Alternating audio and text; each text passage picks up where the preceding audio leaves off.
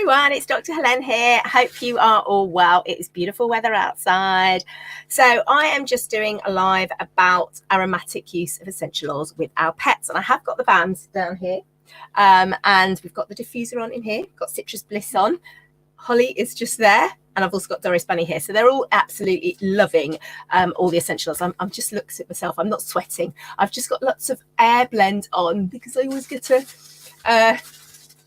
a bit of a blocked throat, shall we say, to be compliant. So I've got all my air on, so that's it. I've probably overdone it actually, but there you go. There you go. That's what it is. So I've got some slides to share with you actually, because it's a bit of some of the information I've taken out of one of my classes. But I wanted to talk about aromatic use of essential oils with pets, just in a little bit more detail, just for sort of 5 minutes or so. So first of all, let's talk about noses. Now, our pets have this amazing olfactory system that is so much more than ours, okay? So olfactory receptors vary by species, and they're in the top of the nose in there, okay? And it's called the olfactory bulb. It's where all the nerves are, and when you inhale an aroma, it goes up and then it goes further into the brain. Now, we all have an association. Holly's fiddling with my light there. We've all got an association with different smells. So we all love the smell of warm bread or nice Starbucks coffee or something like that. Yeah. And then probably the smell of vomit or other noxious odors make us want to look. And it's exactly the same for our pets because we have that mental association. We have that emotional connection to that aroma. But when we inhale, we also have blood vessels that are at the side of our olfactory bulb that actually pick up some of the smaller constituents of the oils, and they take them into the actual brain. And some of them can cross the blood-brain barrier, such as some of the smaller terpenes like monoterpenes and sequestipines, things that are in things like copaiba as well. So we can really get this really beneficial effect in our brain. Now, animals actually have another organ called the vomeronasal organ, which is actually in their mouth. So when you see the horses lift their lips up, or dogs lift their mouths open and lick their lips and things to get more of that, they're actually taking in more of that aroma, and it's actually bypassing the frontal bit of their brain where they process things, and it's just going straight into that emotional connection. So they get it. It's like when a dog smells a bitch in heat, there's no reasoning with him, and it's because of that. So humans have 5 to 6 million scent receptors. Dogs and rodents and cats have 200 to 300 million, and cattle and horses are less than dogs but more than humans. So their sense of smell is so much greater than ours, and it's so important not to overwhelm them. And I'm going to explain, I've got a bit more in detail about that. But so anything we use in the home can affect their nose. Now, I'm also a scent work instructor, and I do a lot. And I mean, my dogs can detect the tiniest bit of Kong. See, I've got I'll just take this off, that little rubber at the end of my pencil there.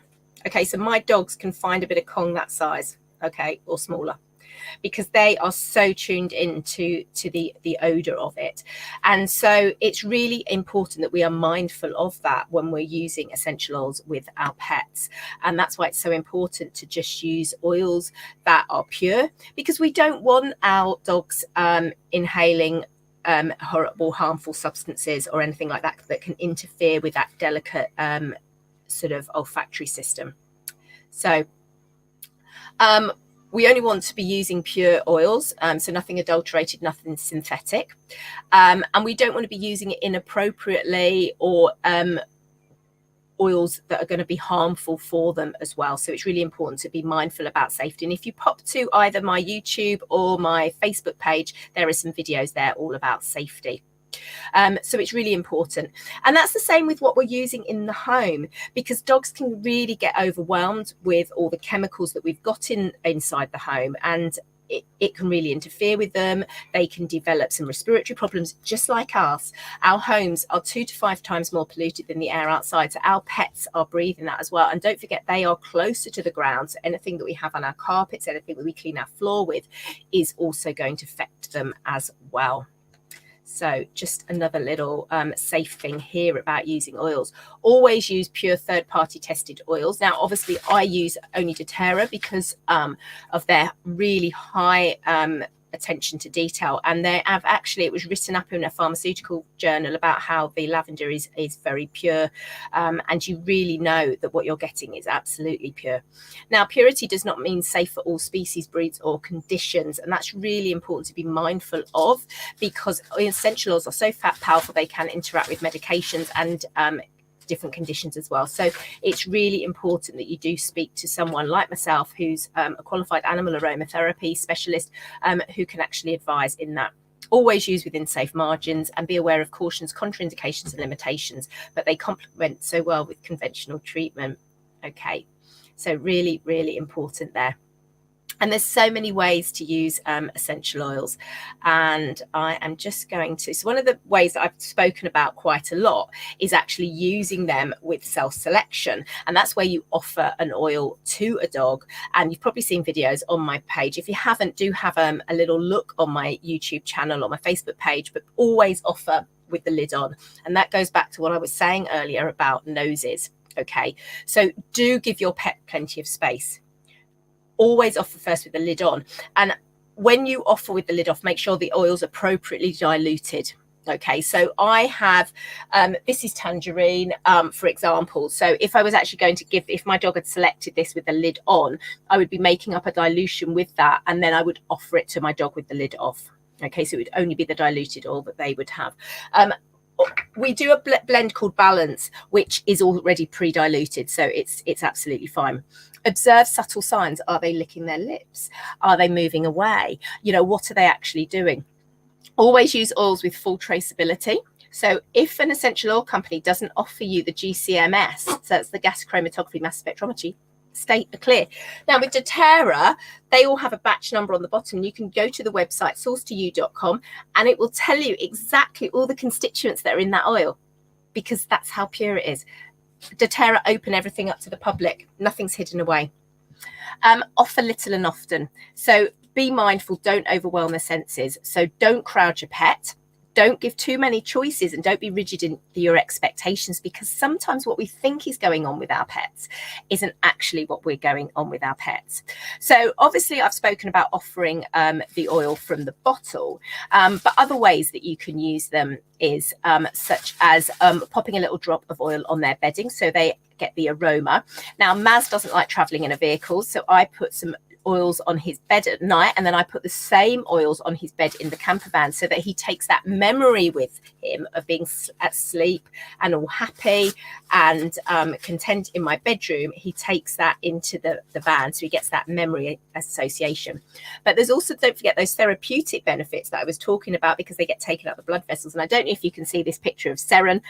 She absolutely loves the essential oil Serenity, that is, or it's a blend that's in my diffuser, and she always, this is how she lies every night.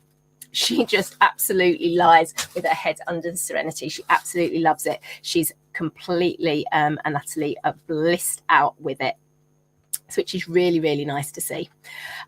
Now, of course, you can offer, this is actually another picture of Seren doing a little bit of scent work, free work with the oils. These are all pre-diluted oils in bottles, and I've just laid them out to see what she actually wants to use as well. But it's very, very great doing it like that. And then, of course, we've also got a beautiful diffuser.